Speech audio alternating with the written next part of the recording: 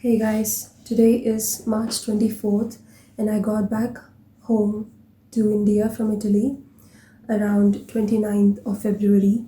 I made sure that I quarantined myself for 2 weeks, and so I also made sure that I'm not getting into this negativity. So I just wanted to stay peaceful, and I just stopped watching any kind of news on the numbers of deaths and confirmed cases in Italy.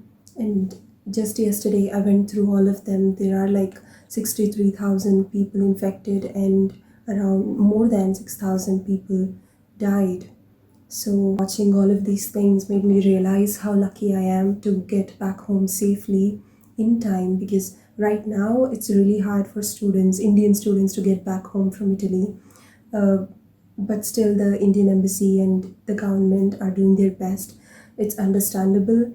So, yeah, I just feel lucky. So, I just wanted to make this video explaining my whole journey for the past 2 months. First, I got to know about the virus was around mid-January, and by 31st of January there were already two confirmed cases of this virus in Rome, and Rome is where I stayed, so I started panicking.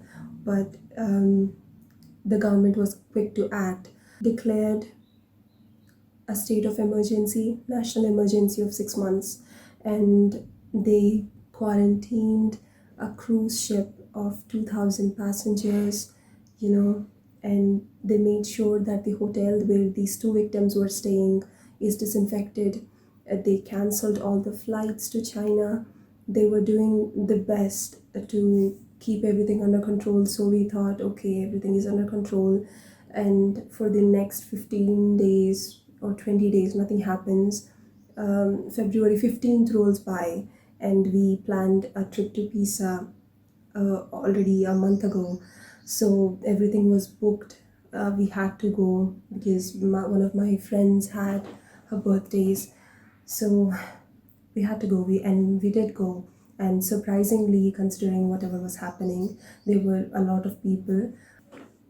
Then about a week passes by, February 2021st, the Lombardi cases started coming out, and the Venice Film Festival cancelled, Armani cancelled his own fashion show, and Milan and Venice were under lockdown. February 23rd rolls by, and there are around 150 confirmed cases in northern Italy, and slowly it was getting down to the south from Venice and Milan, from Florence. There were confirmed cases in Bologna. So we were like, okay, it isn't safe here anymore.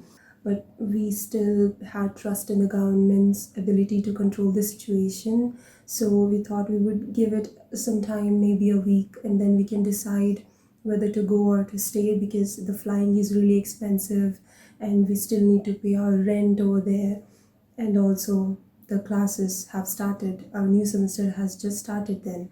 So all of these factors, so we gave it a week time. So we went out to get our groceries for a week. We didn't want to go out the whole week, but there were still people roaming around, little kids without any masks or gloves or anything, any kind of preventive measures being taken.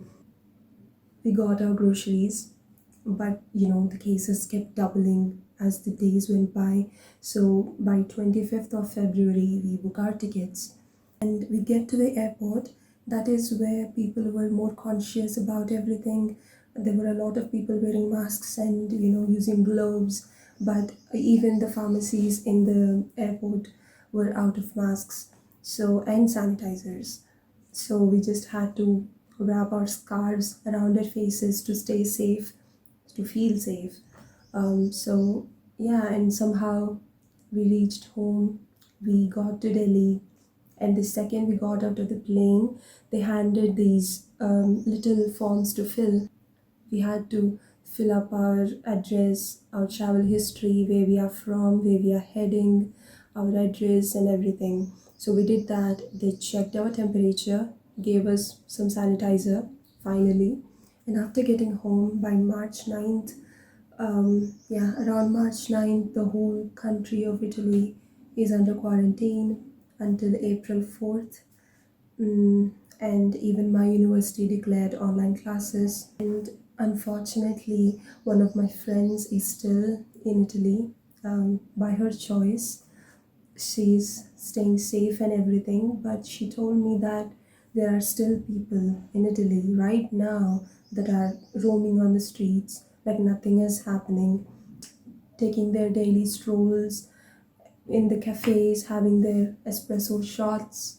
So, yeah, that kind of took me to making this video in a sense, because even though the government is doing their best to control the situation, at the end of the day it's the people that make everything possible. And when, of course, the legitimacy of what I just told you is um, not guaranteed, because I got it from a source, I didn't see it myself. But maybe there are people in Italy right now that are not taking this seriously. And 16 million people in that country are quarantined right now. And so many people from 70s and 80s are not even being treated by choice.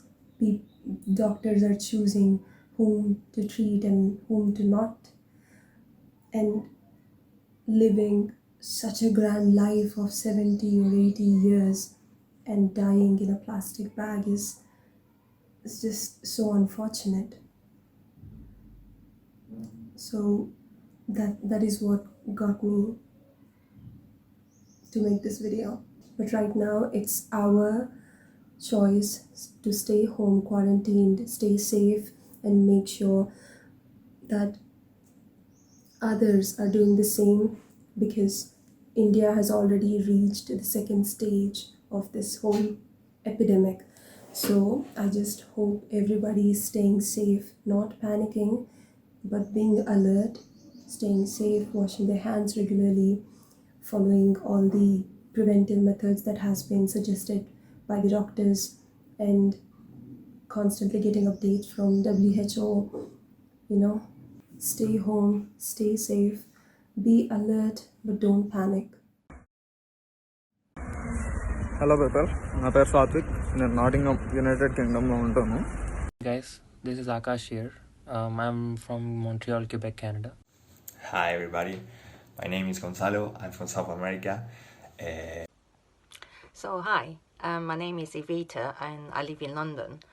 About the coronavirus,